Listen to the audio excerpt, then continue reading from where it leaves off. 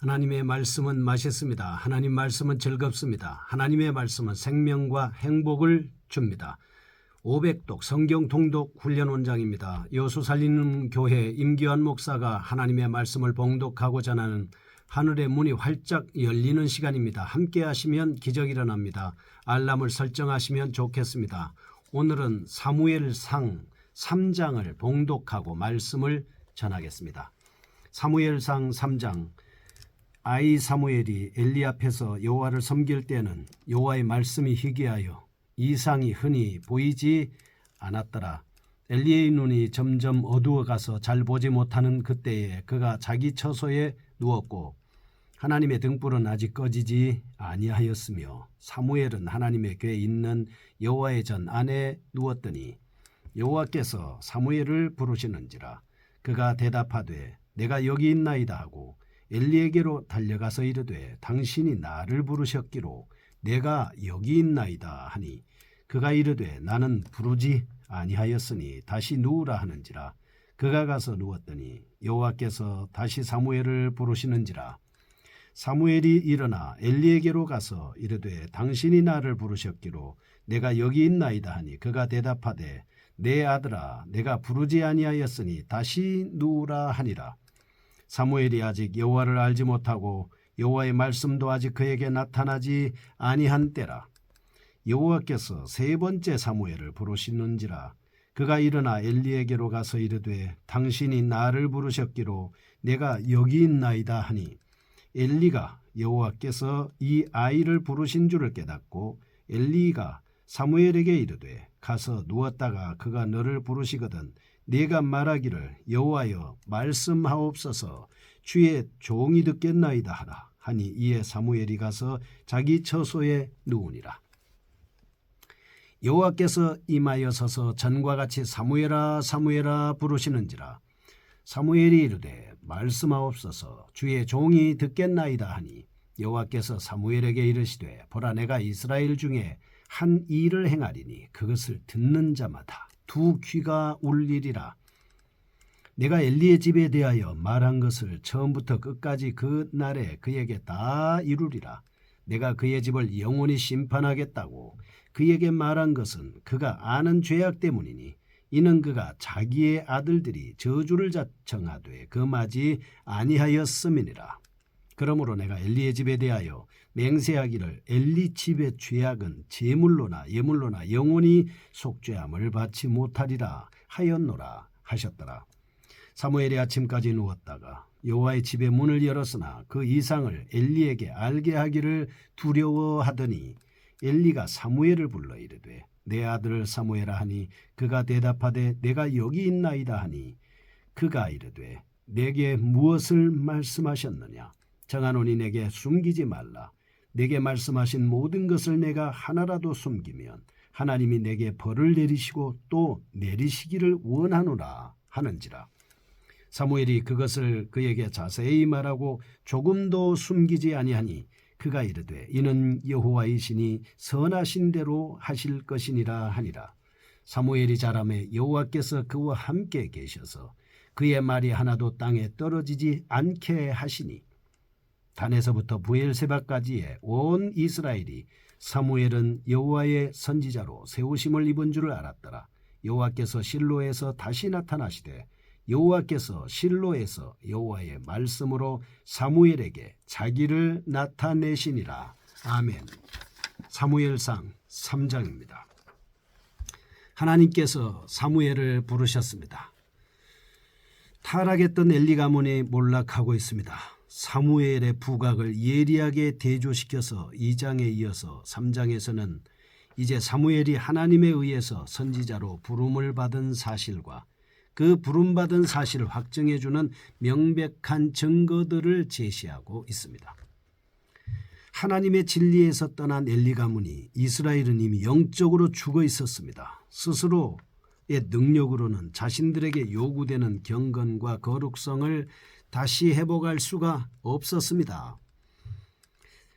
따라서 이와 같은 비참한 영적인 상황에서 사무엘이 하나님으로부터 이스라엘의 개혁 운동을 주도할 자로 부르심을 받게 된 것입니다. 이는 마치 흑암 가운데서 한 줄기의 광명과도 같은 것이었습니다. 예수님 오실 때도 흑암 중에 있던 백성이 빛이 오매 자기 주님을 잘 알지 못했다고 하지 않았습니까? 그래서 이와 같이 사무엘의 소명에 관해서 다루고 있는 3장 1절에서 14절은 우선 하나님께서 사무엘을 부르셨던 모습, 그때 사무엘이 어떻게 그 부르심에 응답했는가를 말씀을 하고 있습니다.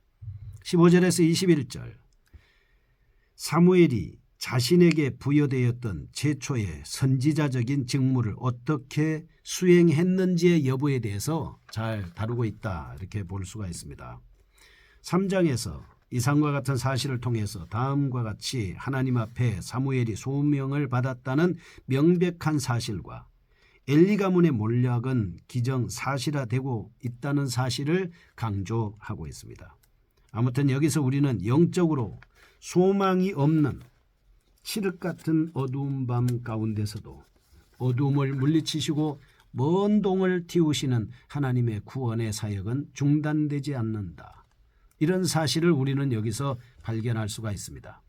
흑암 가운데 처해 있는 혼돈과 그리고 죄악 가운데 헤매고 있는 그 백성들을 구원해 내기 위한 하나님의 계획, 이 하나님의 계획은 하나님에 의해서 구원 사역의 동력자로 사무엘을 불러주셨습니다. 그리고 그에게 내가 너를 불렀다라고 하는 확증을 분명히 보여주고 있습니다. 첫 번째, 1절에서 14절에 나오는 하나님이 사무엘을 부릅니다. 그리고 사무엘에게 하나님이 말씀하시죠. 사무엘에 대한 하나님의 부르심과 부르심에 대한 사무엘의 응답이 잘 1절에서 10절 보면 나타나 있습니다. 11절에서 14절은 소명의 증거로 하나님의 계시가 사무엘에게 임했던 사실을 말씀하고 있습니다. 그냥 부른 것이 아니라 하나님께서 사무엘을 불러서 말씀을 주고 있습니다. 우선 사무엘과 같은 참신한 지도자가 성경의 무대에서 본격적으로 출연해야 할 필요성을 제시를 하고 있는 것이죠. 1절은 하나님의 말씀에 귀를 기울이는 자들이 결코 드물었다, 이렇게 말씀을 합니다. 무슨 말입니까? 이때 당시에 많은 사람들은 하나님의 말씀에 대한 이상이 흔히 보이지 않았을 뿐만 아니라 하나님의 말씀에 전혀 관심이 없었던 시대 아니었습니까? 왜냐하면 사사시대의 연장이었기 때문에 그렇습니다. 이런 상황에서 엘리 제사장은 이미 노쇠했습니다. 2절에 보면 더 이상 제사장의 직무를 잘 감당하기 힘들었다, 이렇게 볼 수가 있습니다. 육체도 노쇠하고 영도 노쇠하고 그리고 하나님의 말씀도 없어지고 이런 상황이 암흑 시대가 아니겠습니까? 이때 3절에서 10절 말씀을 보시면 사무엘에게 하나님이 4번이나 찾아와서 부릅니다. 그래서 하나님의 부르심에 있어서 응답할 수 있었던 것은 당시 사회 전반에 걸쳐 영적으로 무지했던 시대 상황과 결코 무관하지 않은 것이다, 이렇게 볼 수가 있습니다. 이런 부정적인 측면들은 오히려 새로운 영적 지도자 사무엘을 하나님께서 부르셔야만 했던 이유가 있었다, 이렇게 볼 수가 있는 것이죠. 11절에서 14절의 말씀입니다. 사무엘에게 임했던 하나님의 계시에 대해서 말씀하고 있습니다. 27절에서 36절 말씀은 이미 하나님의 사람이 예고했듯이 엘리 가문이 몰락하고 말리라라고 하는 것이었습니다. 이런 계시는 사무엘이 소명을 받았음을 확증하는 것이자 또한 타락했던 엘리 가문의 파멸이 지극히 필연적이라는 사실을 보여주기에 충분한 것이었습니다. 이는 곧 하나님 앞에서 패역한 자들이 더 이상 성직을 감당할 수 없음은 물론이거니와 그들은 각기 자신들의 소위를 따라 하나님의 엄정한 심판을 받을 수밖에 없다라고 하는 것을 말씀하고 있습니다. 그리고 이후로 엘리 가문이 수행하던 제사장, 선지자, 사사의 직을 하나님의 경건한 사람 사무엘이 대신 수행하고 있는 것을 우리가 볼 수가 있습니다. 그러므로 우리는 여기서 두 가지의 사실을 분명히 깨달을 수가 있습니다. 첫째는 하나님께서는 그 시대가 필요하는 영적인 지도자들을 필요 적절하게 찾으셔서 세우신다는 것입니다. 두 번째, 하나님께서는 하나님 앞에서 경건하며 겸손한 자를 하나님의 일꾼으로 세우신다는 사실입니다. 그래서 여기서 선지자로 부름받은 사무엘의 모습을 보겠습니다. 5절, 평소에 하나님의 이상을 보지 못했습니다. 사무엘을 하나님께서 부르시는 그 음성을 제사장 엘리의 소리로 오해할 만큼 하나님의 음성 듣는 데는 아직 처음인 것이죠. 그 목소리를 식별할 수조차 없었습니다. 하나님과 직접적인 대화가 없었기 때문입니다. 이전에 사무엘은 율법을 배우는 것을 통해서 문자적인 하나님은 알았습니다. 그러나 전인적으로 하나님을 만난 적은 없습니다. 그래서 4번이나 거듭하여 부른 후에야 하나님과의 영적인 교제를 가질 수가 있었습니다. 사무엘이 접한 하나님의 음성은 살아계십니다. 인간들에게 구체적으로 교제를 나누시는 인격체의 목소리다라고 하는 것을 알 수가 있습니다. AD 1세기경의 역사가 요세푸스라고 하는 역사가는 이때 사무엘의 나이가 12살이었다라고 말하고 있습니다. 이스라엘 사회에서 12살은 성년의 나이입니다. 사무엘은 성년이 되면서 하나님의 부르심을 받은 것이죠.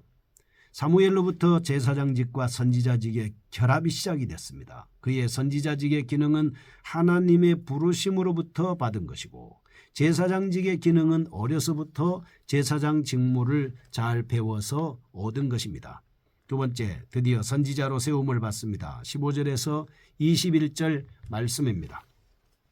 15절에서 18절 말씀에 보면 엘리 가문의 파멸을 예고한 하나님의 계시가 사무엘에게 임했던 사실에 이어서 이제 본단락에서는 사무엘에게 임한 계시가 사무엘에 의해서 어떻게 엘리에게 선포되었는지를 밝히고 있습니다.